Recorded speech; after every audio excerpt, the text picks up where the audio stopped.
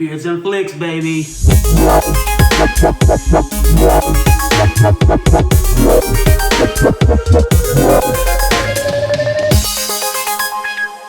Okay, guys, welcome back to Beards and Flicks. My name is Brad Johnson. I'm here, as always, with my best friend, my partner in crime, Justice League. Justice League. I'm a bad boy for life. And in case y'all can't see it, bad boy for life. Can't stop, won't stop. How you doing, Mikey D? I'm good, man. Yeah? I feel like this is like my second home where I feel extremely comfortable, man. That's always, awesome. Yeah, this is like my second element. I love it. Right on. We are joined today again with Chris Rice. What's up, guys? Yeah, so today we're talking about Ransom, the Ron Howard directed, Mel Gibson starring crime drama. Would you call it a crime drama? I would, yeah. It's a good way to put it. It's a movie about a kidnapping, that a very famous man's son is kidnapped and held for ransom, and that's what the whole movie's about. And it's pretty. There's action elements to it. You know, there's a bunch of there's a rotten police officer that's involved, and it's a really cool chase. story. Say it again. Helicopter chase. Yeah, helicopter chase with Donnie Wahlberg and on a forerunner. On a what's it called? A four-wheeler. A four-wheeler. Yeah. Four-wheeler. He would have got away if he's in the forerunner, but he was on a four-wheeler. Yeah. You chose this movie. I did. What made you choose this movie? I remember seeing it in the 90s when it came out, 96, and I was really enthralled with it because of the directing. It was one of Ron Howard's first like big action movies that he had never done before. Right. And also it's starring Mel Gibson, and I loved him in the 80s and 90s, and this is like mid 90s when his career was changing because he had just done Braveheart, you know, written, directed, and produced Braveheart. He started doing more of these like bigger action movies, even bigger than like Lethal Weapon, which I know that there was some more that came in the 90s too. But this was the moment when I really realized how good of an actor Mel Gibson was. There's a lot of different elements that he portrays in this film, and I really enjoyed all of them. So this is only my second time seeing it. I think I saw it. So it came out in '96. I think I saw it probably around '98 on like DVD release. And so seeing it again recently for this, it felt like the first time again because so much time had passed, and I was just at the edge of my seat. So there's a moment we talked about earlier off mic where the whole movie kind of flips on its head. Yeah. And we'll talk about that scene later. It's one of my favorite scenes. And once that moment happens, you're 100% engaged. You're invested in what happens with Mel Gibson's character, and you know, is he going to get his son back or does he not? What happens in between all that? So it's a really good movie. Yeah. Chris, what are your thoughts going into Ransom? You know, it had been so long that it was like watching the film for the first time, like you said. Like it was a really engaging film. There were some continuity issues that had me laughing, but there was like once the third act came around, like it's like the switch flipped. I have to think about that statement every time I say it. But it's like something flipped, and I recognized the pull of this movie. Right. It was just intense, and the acting like stepped up, and I felt engaged, and I cared about what was happening, and to this mother and father and their perspective. I think it was great. So some of the biggest movies that came out that year. So this is one of those years where, you know, Hollywood's had its hits and misses over the decades. Yeah. Because, I mean, you just put out hundreds of movies a year, you're going to have some of those. So this is one of those years where I'm scrolling through trying to get my list together, and I'm like, oh, I can't skip that one on this list. Let's go. Let's see. So here we go. I'm just going to wrinkle these off real quick, and then, we'll Jingle All the Way, Fargo, The First Mission Impossible, Romeo and Juliet, which is one of your favorite movies, Happy Gilmore, From Dusk Till Dawn, Swingers, we just talked about that, Independence Day, The Preacher's Wife, Scream, Twister, A Time to Kill, Jerry Maguire, The Rock, Fear, Space Jam, Lady Professor. So many big I couldn't movies. leave anything off this list. There were more, but I was like, okay, this is going to be too much. Yeah. So many big movies. Yeah. That's wild. Chris, I think you were like 3 in '96. Chris is like the young buck today on the podcast. How old were you in '96? I was 8. Okay.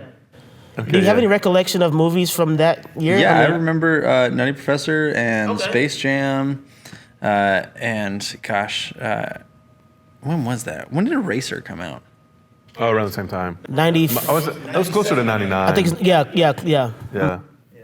Sorry, but I remember a lot of I mean, obviously the younger audience movies at that point in time. Did you see Independence Day? Like early? Watched Independence Day yeah. in theaters. Twister. When we would always quote the cow scene. Yeah, of course, yeah. So this movie wasn't one that registered like on my movie scale at that time. Like I said, it took 2 years. But when I saw it, I do remember it stood out. Yeah. And then, of course, just time went on and all these other amazing movies came out and it kind of got lost in the shuffle. Yeah. So revisiting it again for the first time, like you said, and I said before, it was nice to see a movie that far back and think, wow, it's held up really well. I was going to say, do you think it held up? I do, absolutely. It definitely. Yeah. Yeah. Really well done. So Mel Gibson actually got an Oscar nomination for this role. He didn't win, but he got one. Yeah. And when you watch this, you think he's really deserving of it. Right. So. Yep. He has several moments when he just like really shines. Yeah. And like we've never seen him shine before. Yeah, right. Different things. He's normally like the alpha male, like macho guy. Yeah. So to see him play like a more vulnerable, exactly, emotional, yeah. Let's talk about the rest of the cast. We noticed that when we were watching it today, we were like, Liev Schreiber, what? And he played like a bad guy, like he played one of the henchmen, right? A part of this plot, led by Gary Sinise, the head of that crew, who we had just seen in '95 in a pretty big role in Forrest Gump. Yeah. And that was kind of like his, except for Apollo 13. Yeah. Like those are like his big three. Like this one, Forrest Gump and Apollo 13. I don't think he's done anything else that's really, really that big. I mean, I guess we talked about earlier, like CSI. Yeah, I went on to do some CSI, like more recently, right? Mm-hmm. Yep. I can't remember the last time I saw him in anything in the last 10, maybe even 15 years. So he kind of disappeared after. He was on the Netflix show 13 Reasons Why. Did you see that? Did you guys see that? No, but I know what it's about. He was also in the CSI New York video game. Yo, some of these video games, it's like, why? I think he's just more trying to get more money out of it. He was on CSI Miami for a minute, just a couple episodes. But as far as movies go, like, yeah, I'm in the early 2000s. Oh, Mission to Mars in 2000. Reindeer Games with Ben Affleck in 2000. I skipped that movie. The Green Mile.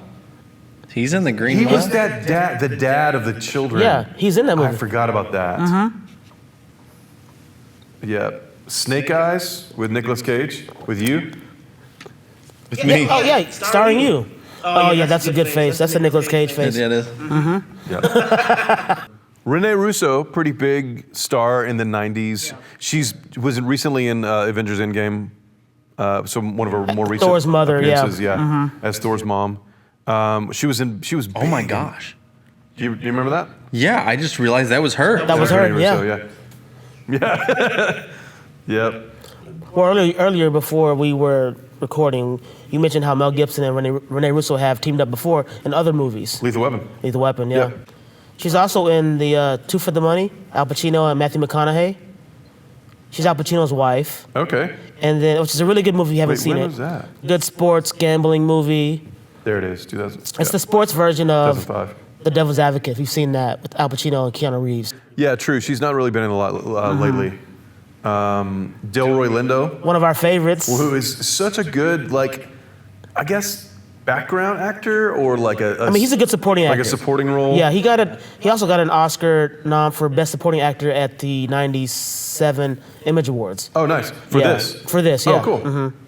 He plays a good cop role. I think we talked about that before. A really good, like, just supporting character coming in.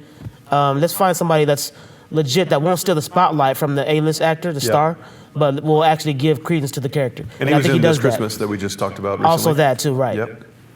Donnie Wahlberg, which we mentioned earlier, kind of has a small role. In fact, his character's name is Cubby Barnes, who is the brother of Clark Barnes, played by Liev Schreiber. Right.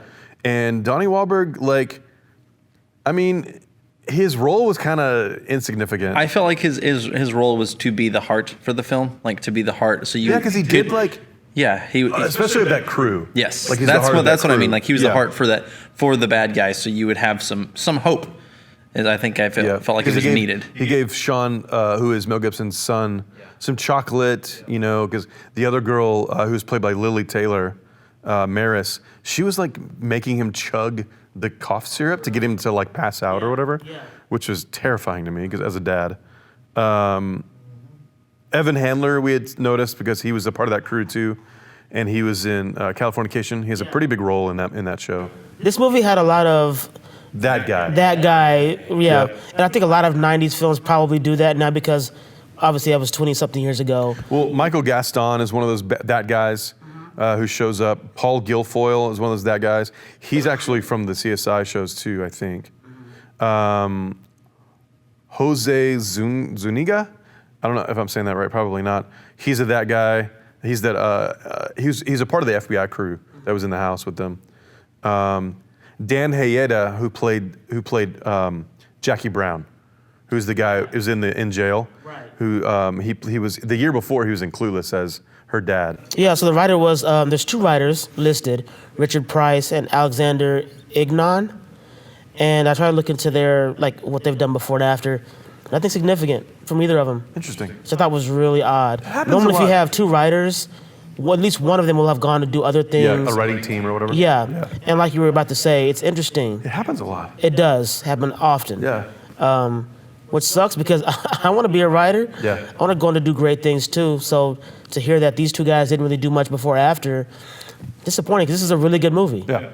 And you get Ron Howard to direct your movie, and this is all you do after. It's really odd to me. There were just some really great pieces of this film.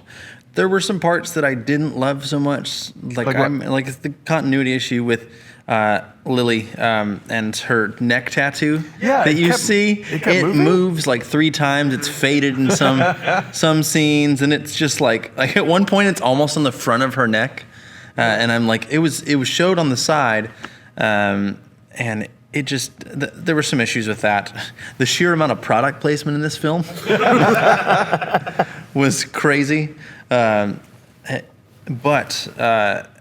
the later on towards the third act, and as a parent watching Rene Russo's character get so angry at Mel Gibson, and blame him like it's his, even at the beginning of the film when Sean is taken, wrong film.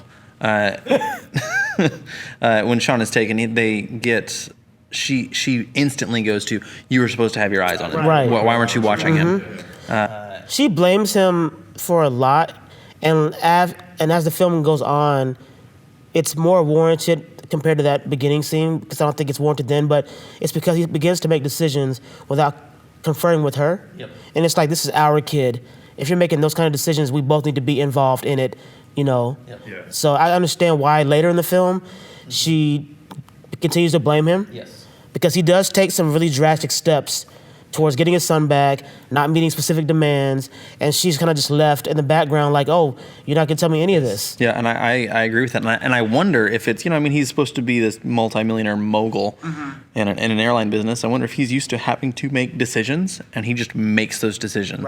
Right. And doesn't think it through because he's used to risk and reward, but he's not thinking in the context that this is my son, even though you can tell with his emotions he is, but he's not thinking it through. Like, I have a wife to think about who is his mother, who also has a huge say in his life. Right. Absolutely. And I think that was, I liked that she had that emotion and the anger towards him because, you have that in relationship dynamics and in life with people.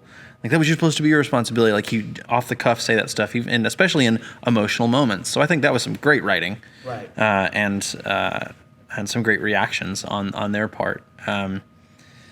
But yeah, once things got rolling in the film and got moving, I really started to become more engaged and really want to I just realized why it was such a great film because it had been almost 20 years since I'd probably seen it. Yeah. So we're at about the 45-minute mark, and he's already going to make the initial delivery of the ransom. Yeah. I remember thinking, this movie's 2 hours long. We're not even halfway in, and he's already about to make the delivery of this money, or the first attempt at getting the kidnappers this money. Yeah. But it's funny because I just mentioned that this was a Blu-ray player. Yeah, so the reason why we're watching it on Blu-ray is because I tried to find this on a streaming service so we could watch it. And it's on nothing. And I even Googled it, looked it up. It's streaming nowhere. So I went on Amazon and bought it, a couple days after Christmas? I think you got it Tuesday because you said it would be here Wednesday, but it came Thursday. Yeah. How much did you pay for this, by the way? $10. Okay, it's worth it though. Yeah, I mean, and I have Amazon Prime, so I have free shipping. right? It was like $12. You know? Yeah. But it's so weird that when you think about not just this movie, but other good movies that we like that are not streaming anywhere, and you have to purchase the film. Ron Howard went to high school with Rene Russo. Oh wow, there it is. So that's how that happened. Yeah. He admitted in an interview that he had a crush on her, but was far too shy to ask her out. Rene Russo later admitted that she also fancied him in high school, but she never acted on it. So my favorite scene, which I kind of alluded to earlier but didn't say what it was, and it's basically the turning point of the whole film. It's when Mel Gibson decides he's actually on the way to deliver the money. And he's at the red light, looks to the left, and there's like this old, like, I guess, discount circuit city store with all these TVs in it. Yeah. And he sees, it's him and his son, because it's like old footage. And you can tell he's thinking about something. And he decides to go to the local news station and make this big announcement that I'm not going to pay this ransom. Instead, I'm going to make this a bounty on your head. A reward. Yeah. And it's because it's $2 million. That's what they asked for. Yeah. It's like, and he had the money sprawled out all over the news table. He's holding some of it. The rest is scattered out.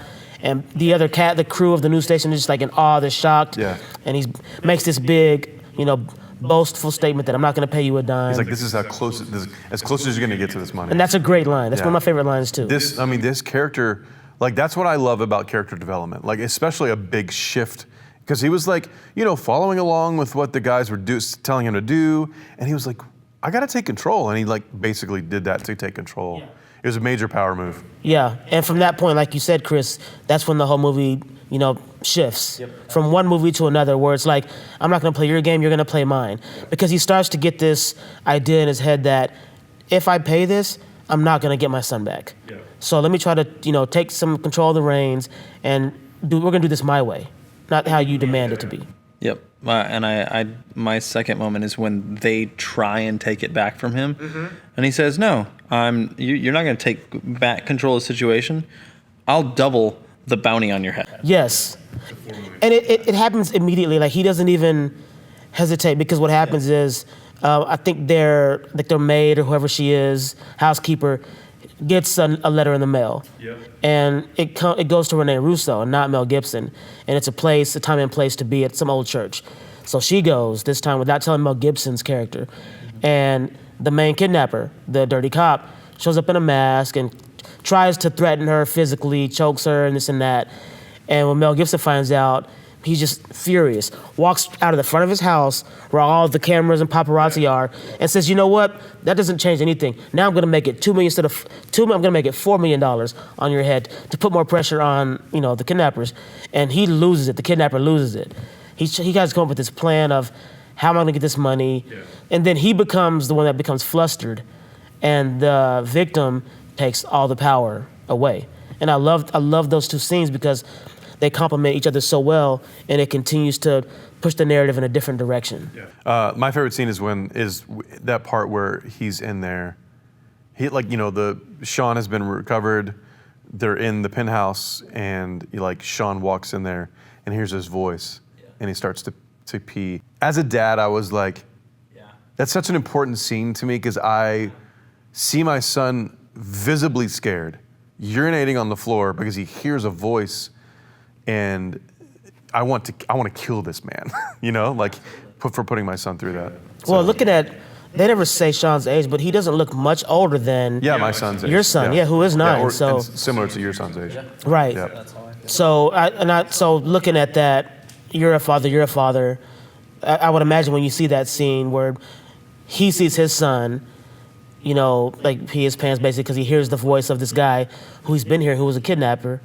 Like, how would you respond to that? Like, how would you react? I would freak out. Like, I would have already been freaking out, because when he would have disappeared at the park, that's when I would lost my mind. And it's one of the worst fears you can go through as an adult, as a father or a parent. Just losing him in the store is scary enough. Yeah. So obviously I don't have kids, but it's hard for me to put myself in the mindset of a parent. But I'm close to my 13-year-old niece, and so whenever we're out, I'm always super protective of. I won't smother her, but I'll make sure I always know where she is, where we are in terms of environment and like the element that we're in, just to keep an eye out, because like there's so much evil in the world, and kids get kidnapped. Even in this film, it happens. The camera is sliding behind like a column at this park, and after it gets from one side to the next, the kid's gone. Yeah. And that's realistically that's how fast it happens. Exactly. Yeah. It's you blink your freaky. eyes for a second, that kid's gone. Yeah. So. I think my favorite scene is the scene where they're arguing on the phone and yelling at each other. And he is just laying into Gary's character, Jimmy. I think his name is Jimmy, yeah. Jimmy Shaker, yeah. And he is just, he's getting so flustered because Gary feels out of control.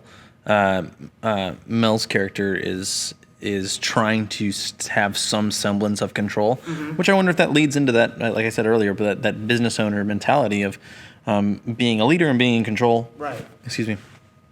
And if that bleeds into why he's making these decisions, he's like, I have to have some sort of control here.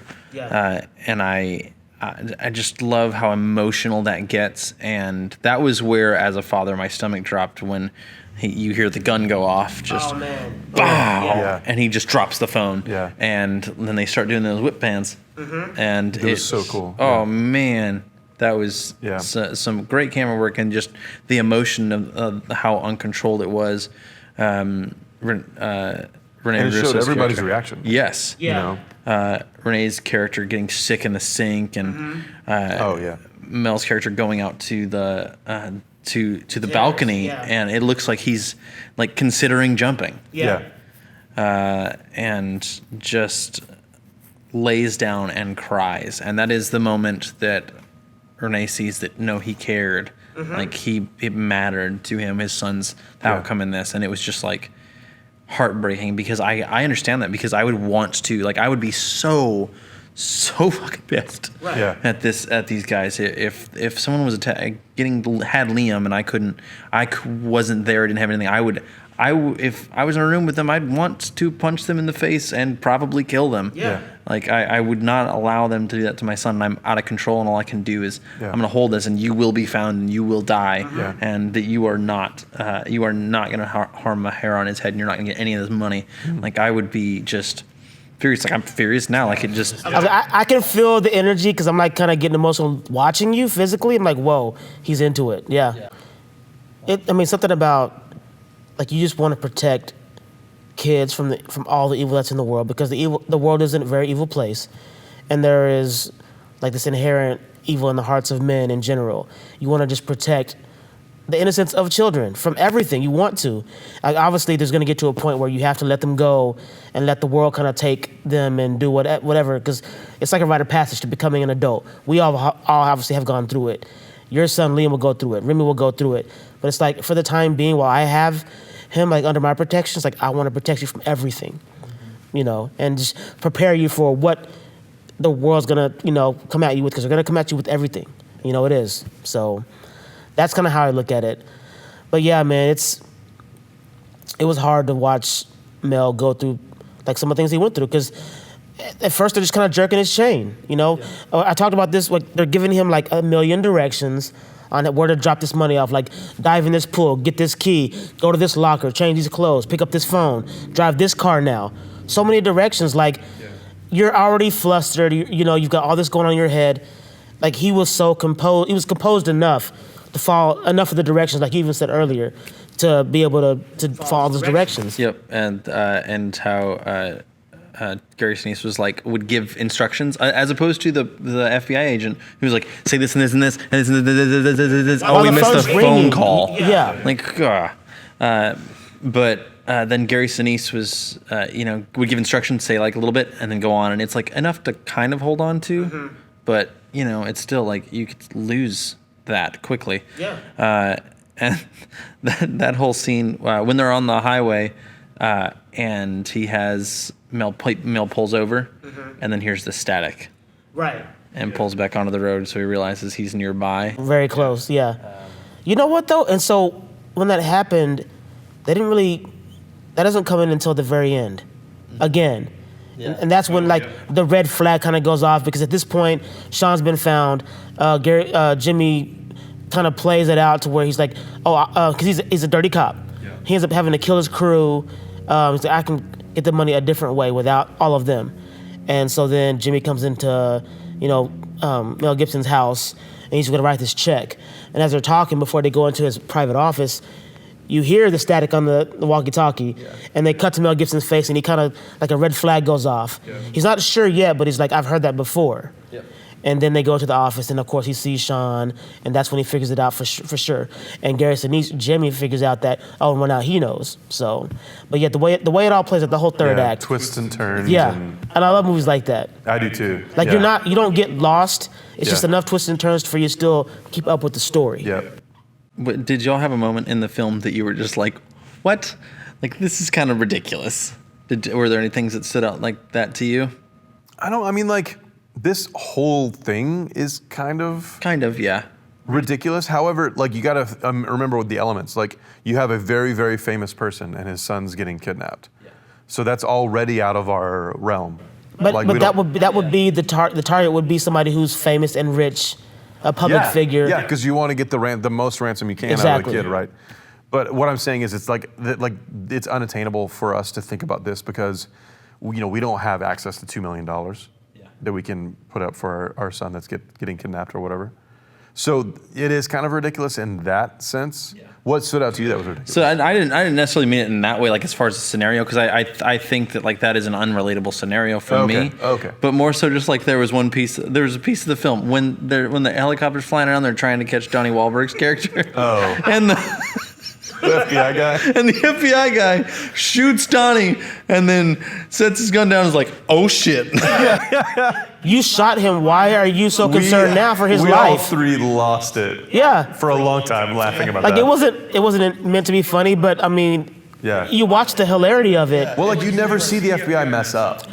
right? So it was really funny. Because this is right after Mel Gibson makes the delivery.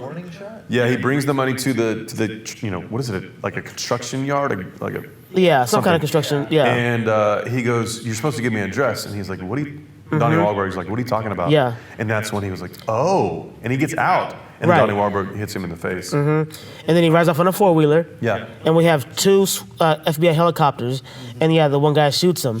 And I made a joke because I was like, oh, well, he shot him in the neck, the jugular vein. Yeah. So he no-scoped him. He didn't use a scope.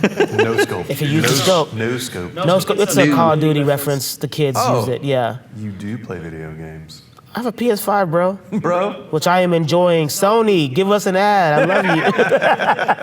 But yeah, no, that is one moment that I would agree is like, that's like a goof they left in the movie for some reason. Yeah. That they could have cut out and would have been fine. Yep. You shoot the guy and it's like, okay, mission accomplished. Yep.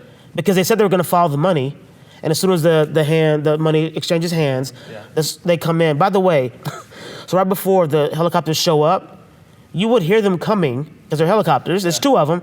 He gives them the money, and then as soon as he rides off on the four-wheeler, out of nowhere, helicopters. Yeah. Like, you would hear that coming from a few hundred feet away. You didn't know they had helicopter silencers in the night? No, man. What is this? This is not Klingon stealth. Let's go to stealth Star mode. Trek. Yeah, come on. Right.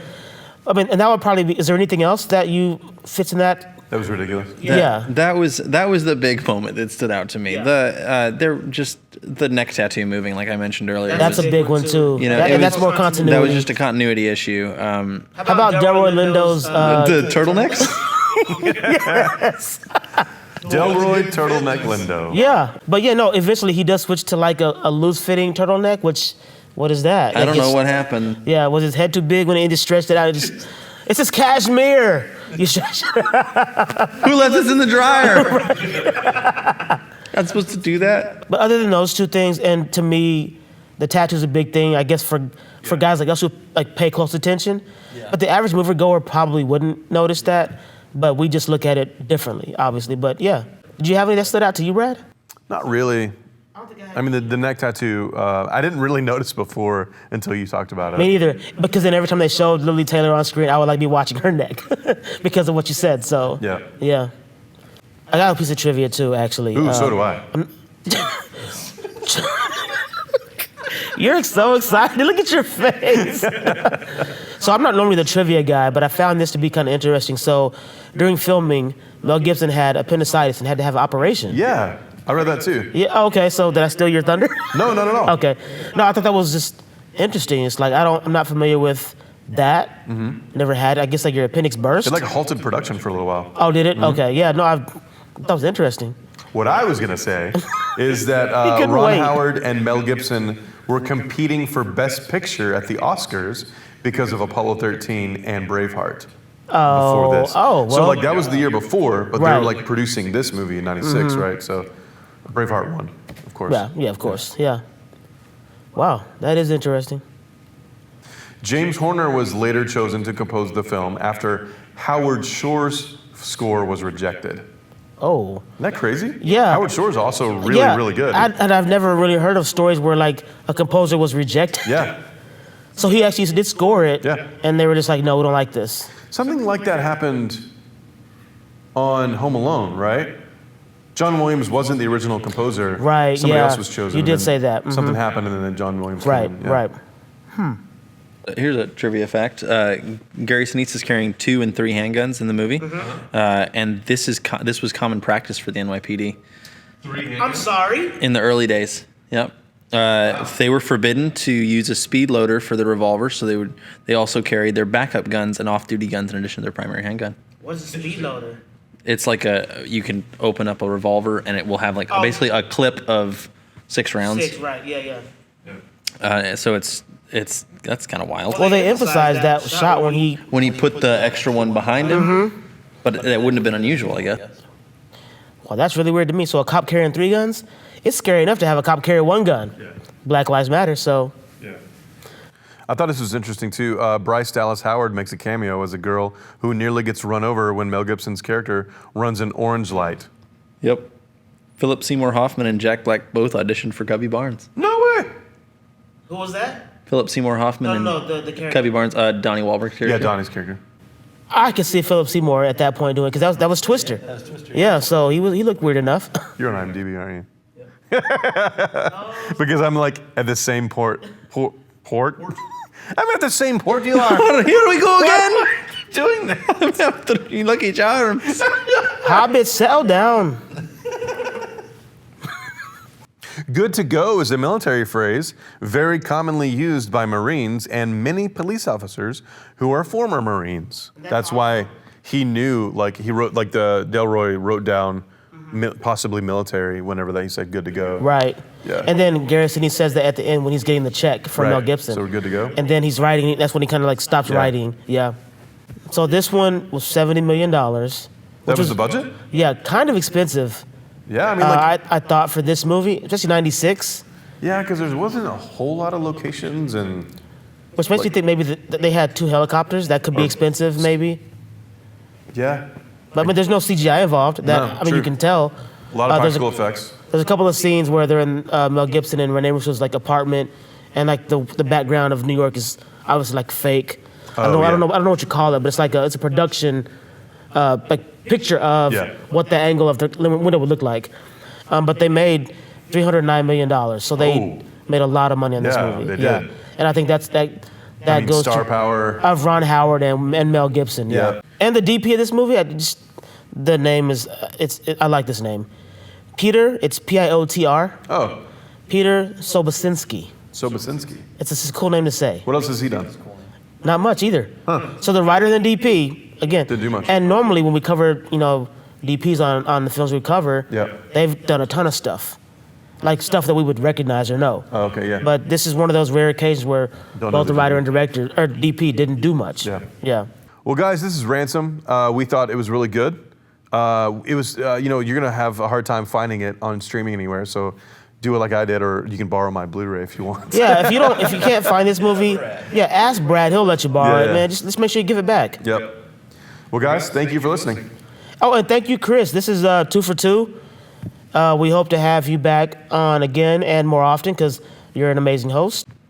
I mean, you guys are really the hosts. You're an amazing guest. You guys are the hosts. I'm just the guest. We're the hosts. I'm sorry. I forgot he was so good. I thought I was just like listening at him. Listening to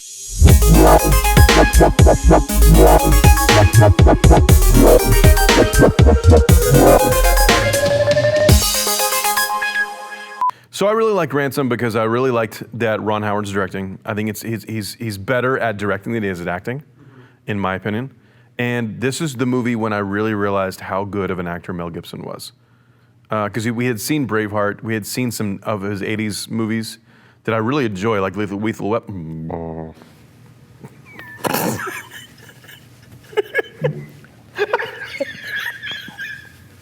I laughed a fart out. Please leave all that in. On-air bloopers are the best.